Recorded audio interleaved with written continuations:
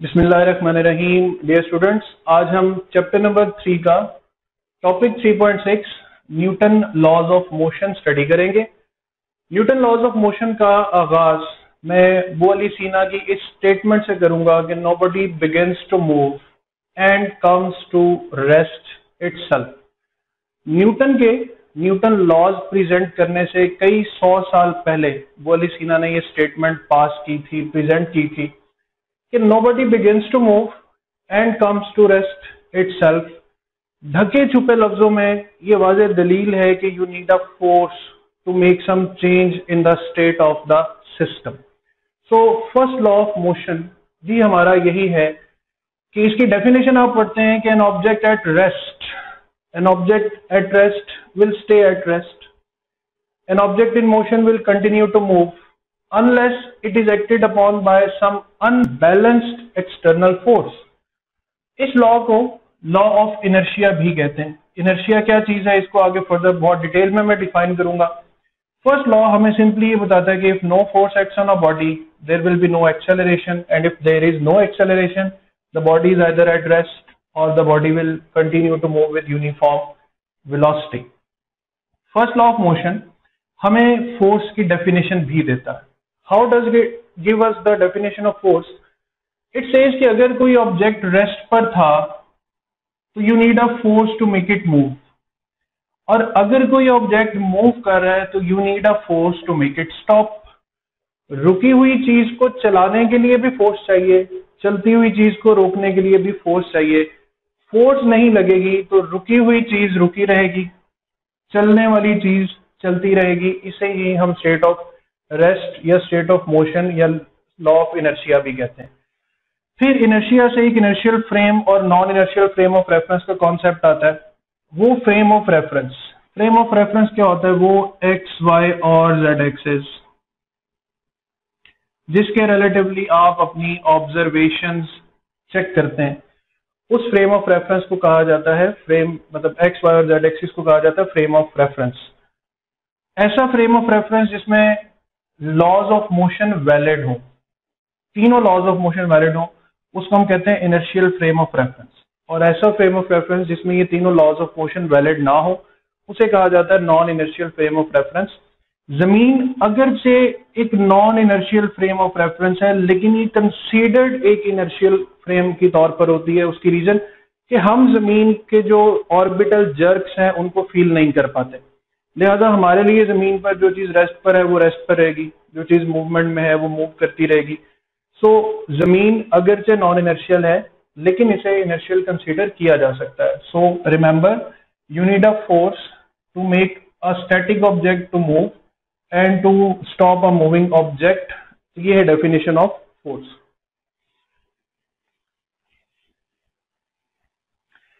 इसके बाद हम आते हैं कॉन्सेप्ट ऑफ इनर्शिया पर। A property of matter by which it continues in existing state of rest or uniform motion। Inertia जो है ये बॉडी की अपनी स्टेट को मेंटेन रखने का नाम है। जो चीज रेस्ट पर है it does not want to change its state of rest, जो बॉडी मूव कर रही है does not want to change the state of motion. इसकी तीन टाइप्स हैं, inertia of rest, inertia of motion, inertia of direction. तीनों को एक एक करके हम समझते हैं। इनर्शिया ऑफ रेस्ट क्या है? It is the inability of a body to change in its state of rest by itself. कोई भी ऑब्जेक्ट बजाते खुद, कोई भी नॉन लिविंग ऑब्जेक्ट अपनी स्टेट ऑफ रेस्ट को चेंज नहीं कर सकता। जैसे एक लॉन मूवर है तो उसको मूव करने के लिए आपको एक बहुत ज्यादा फोर्स चाहिए। इसी तरह बस में आप खड़े हैं, अचानक बस ब्रेक लगाती है या एक्सेलरेट करती है तो आइदर यू फॉल बैकवर्ड और आइदर यू फॉल फॉरवर्ड। इसी तरह आप किसी दरख्त को शेक करें तो उससे पत्तों का झड़ना, ये भी इनर्शिया ऑफ रेस्ट है। एक कारपेट से या वुलन ब्लैंकेट से जो डस्ट पार्टिकल, फॉर एग्जांपल आप एक कारपेट को लेकर उस पर जोर से स्टिक मारते हैं तो स्टिक एक्चुअल में क्या करता है कि स्टिक वुलन ब्लैंकेट को बैकवर्ड फोर्स करता है जबकि उसके डस्ट पार्टिकल्स उसके सरफेस पर स्टे कर रहे होते हैं। तो इनर्शिया ऑफ रेस्ट में डस्ट पार्टिकल्स का कॉन्सेप्ट है कारपेट से। Broken glass into number of pieces when stone hits, and whereas it leaves a clean hole when high speed bullet। आपने एक रूल याद रखना है कि force take some time to transmit from one body to another. आप एक अक्सर example देखते हैं वीडियोस में कि ग्लास के ऊपर आप एक पेज रखें और फिर एक कॉइन प्लेस करें। आप अगर इस पेज को बहुत स्पीडीली इसके नीचे से खींच लेंगे तो फोर्स कॉइन को ट्रांसमिट ही नहीं होगी, कॉइन इस पेपर के साथ मूव नहीं करेगा, the coin will fall into the glass. लेकिन अगर आप इस पेपर को बहुत आहिस्ता आहिस्ता खींचेंगे तो force will also be transmitted to the coin and the coin will move along the paper. So bodies का अपने स्टेट ऑफ रेस्ट को मेंटेन रखने का नाम है इनर्शिया ऑफ रेस्ट।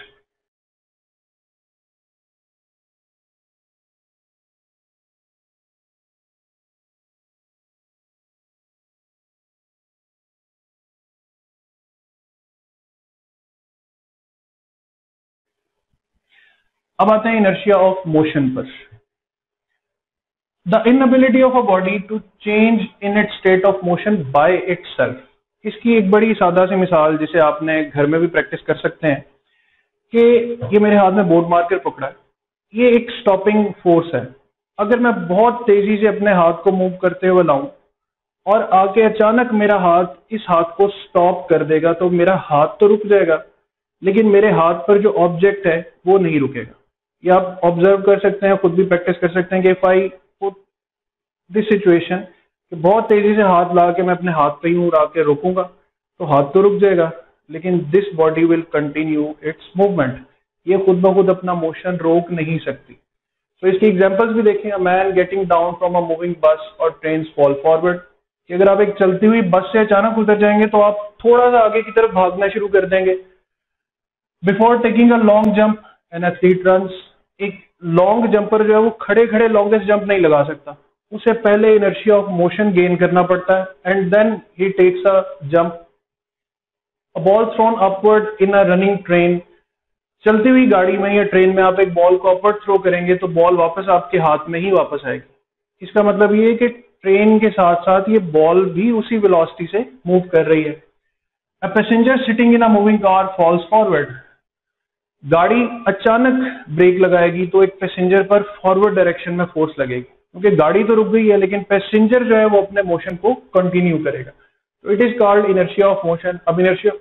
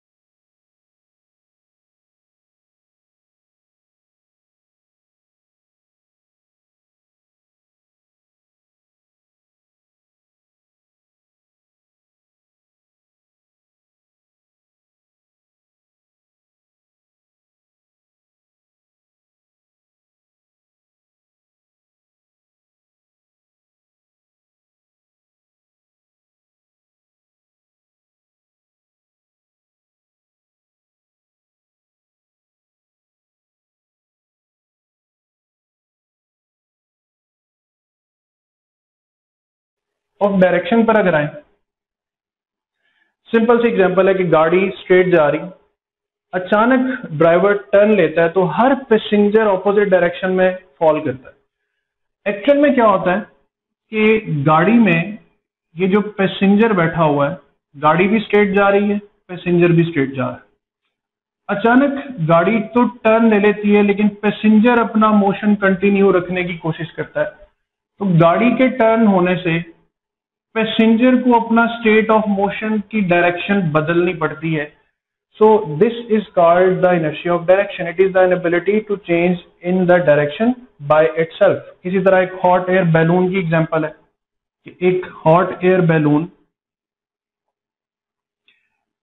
ये जो अपवर्ड मोशन परफॉर्म कर रहा है, अगर आप इससे किसी चीज को गिराएंगे तो पहले वो चीज थोड़ा सा अपवर्ड मूव करेगी क्योंकि it has the velocity of the balloon which is rising upward.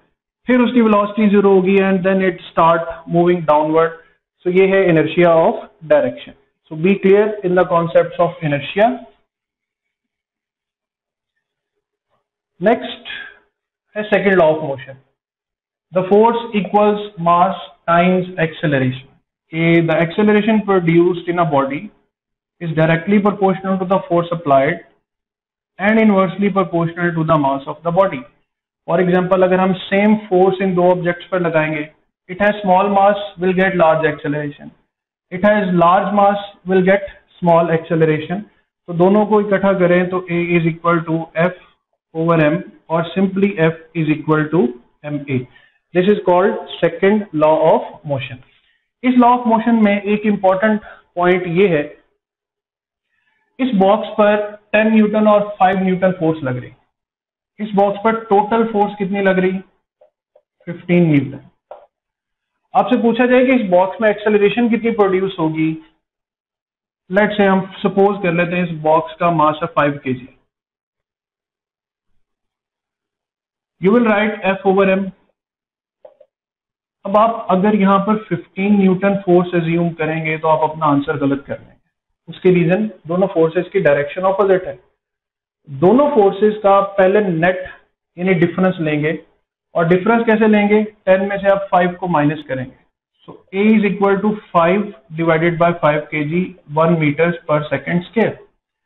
तो 5 न्यूटन वो फोर्स है जिसकी वजह से एक्चुअल में एक्सेलरेशन प्रोड्यूस होगी, क्योंकि फोर्सेस की डायरेक्शन ऑपोजिट है। अगर आप 15 न्यूटन से इसको सॉल्व करेंगे तो फिर तो acceleration 3 metres per second square रहेगी, जो अपेरेंटली आपको नजर भी नहीं आएगी बॉडी में। सो याद रखें कि second law of motion is not about the total force, it is always about the net force, कि आपने डायरेक्शन ऑफ फोर्सेस को लाजमी नजर में रखना है।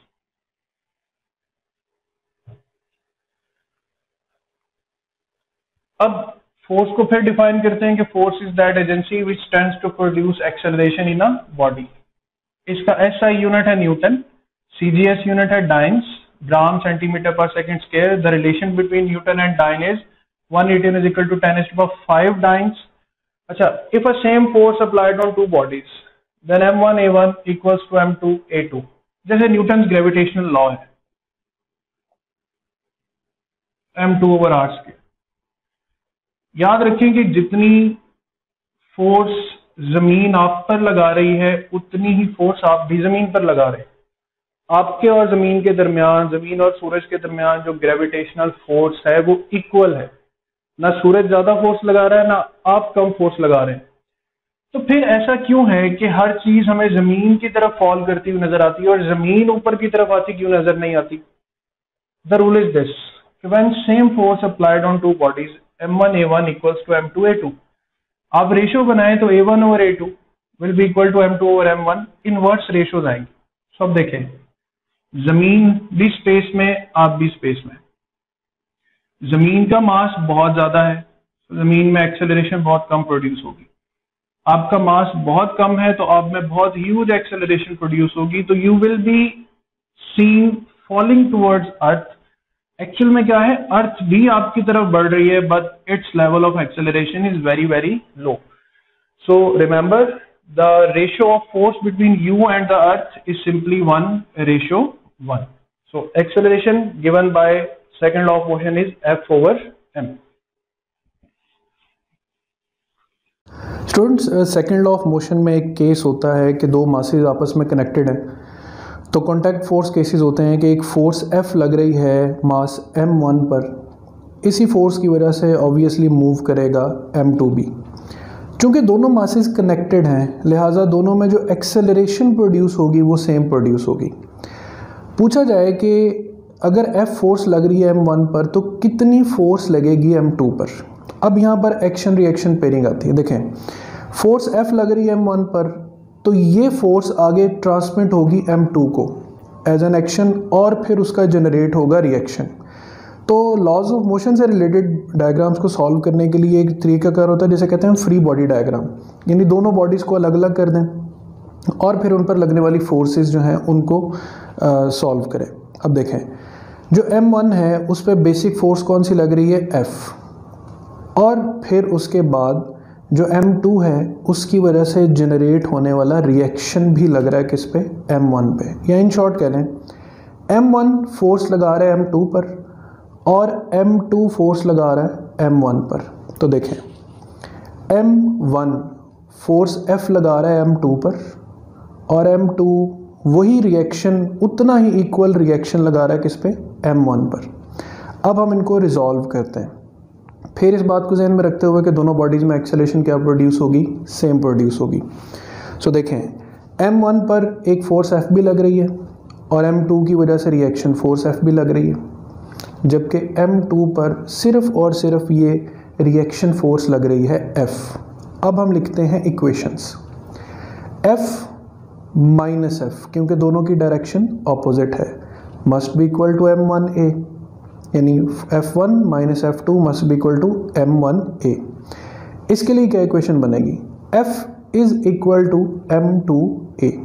ये दोनों बन गई इक्वेशंस। ये मैं सिर्फ आपको प्रोसीजर समझा रहा हूँ, एंड पे आपने सिर्फ इसके रिजल्ट्स यूज़ करने हैं अगर ऐसा प्रॉब्लम आ जाता है तो। अब देखें F की वैल्यू क्या बन रही है, M2A, तो हम यहाँ से F की वैल्यू को F की जगह रिप्लेस करते हैं, यानी हम लिखते हैं F minus M2A equals M1A। अब ये माइनस उस तरफ जाके प्लस होगा और इसमें से एक्सेलरेशन क्या आएगी, कॉमन, तो that's how I am writing it. अब क्या होगा, M1 प्लस M2 को दूसरी तरफ डिवाइड कर दें तो स्टूडेंट्स ये हमें इक्वेशन मिल गई किसकी, एक्सेलरेशन की। Now once we know the acceleration, अब हम इस एक्सेलरेशन की जगह पर ये वैल्यू पुट करें तो M2A है ना, तो M2 और ये सारी वैल्यू किसकी है, A की।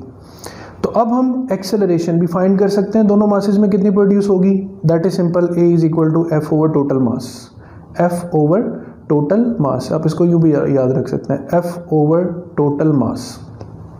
और आपने जो रिएक्शन फोर्स है वो फाइंड करनी है, तो M2F divided by total mass, यानी आप इसको यूँ भी लिख सकते हैं, मास 2 into applied force divided by the total mass.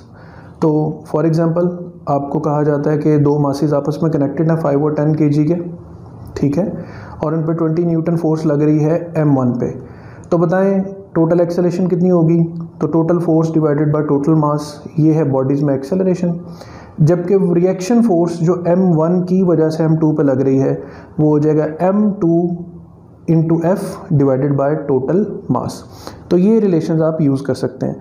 अब इसी रिलेशन को मैं थोड़ा सा सिर्फ चेंज करूँगा कि अगर बॉडीज़ आपस में body to body end to end connect ना हो, किसी स्ट्रिंग से कनेक्टेड हो, let's say you are pulling an object M1 और इसके साथ एक स्ट्रिंग कनेक्टेड है, ठीक है, और ये M2 है। अब देखें जब आप इसको पुल करेंगे तो इसमें टेंशन प्रोड्यूस होगी, और चूंकि ये भी खींचा चला जा रहा है तो इसमें भी टेंशन प्रोड्यूस होगी। तो यहाँ पर जो टेंशन होगी वो इक्वल होगी, क्योंकि ये एक्शन रिएक्शन पेयर होगा। अब यहाँ पर ये T क्रिएट हो जाएगा। अब सिंपल क्या होगा, अब यहाँ पर जब आप इसको रिजॉल्व करेंगे स्टूडेंट्स, तो ये लगा रहे हैं आप फोर्स और ये स्ट्रिंग में रिएक्शन है और इस रिएक्शन की डायरेक्शन ऑपोजिट हो जाएगी, ठीक है। फिर इसी तरह यहाँ पर जो टेंशन है M2 पे वो T हो जाएगा। अब देखें, अब यहाँ पर आप इक्वेशन कैसे लिखेंगे, सिर्फ F की जगह T रिप्लेस हो जाएगा, बाकी सारी डेरिवेशन सेम रहेगी। So see F minus T is equal to M1A, F minus T opposite direction, और यहाँ पर T इक्वल्स M2A, सेम वही प्रोसेस, T की वैल्यू, एक्सेलरेशन फाइंड होगी। यहाँ पे आप रिएक्शन फोर्स की बजाय tension in the string, reaction force की बजाय tension in the string find कर लेंगे और यहाँ पर भी T आ जाएगा। ऑलराइट, तो दोनों केसेस का स्ट्रक्चर सेम है। एक्सेलरेशन हो तो फोर्स ओवर टोटल मास, टेंशन फाइंड करनी हो तो second mass into force divided by total mass. तो ये दोनों फॉर्मूलाज अपने पास लिख लेने आपने। And in the end, third law of motion, for every action there is an equal and opposite reaction. Action will be equal to reaction but with the negative sign. इसके बारे में कुछ बातें आपने लाजमी याद रखनी कि action and reaction never balance each other. Balance क्या होता है, बॉडी एक है, उस पर एक फोर्स राइट साइड की तरफ लग रही है, एक फोर्स लेफ्ट साइड की तरफ लग रही है, इट कैन बी बैलेंस्ड। लेकिन दीवार है और आप दीवार में पंच मारते हैं तो फोर्स लगी है दीवार पर, रिएक्शन मिला है पंच पर, दोनों अलग अलग बॉडीज हैं। दो अलग बॉडीज पे लगने वाली फोर्सेस एक दूसरे को बैलेंस नहीं कर सकती। So action and reaction cannot balance each other. Action and reaction do not act on the same body. और एक्शन और रिएक्शन यानी थर्ड लॉ ऑफ मोशन से हमें ये भी चीज पता चलती है कि फोर्सेस ऑलवेज कम इन पेयर्स। जैसे सेंट्रीफ्यूगल फोर्स है तो इसके साथ सेंट्रीपिटल फोर्स भी एग्जिस्ट करती। तो forces always come in pairs, action and reaction can never balance each other, and action and reaction do not act on the same body.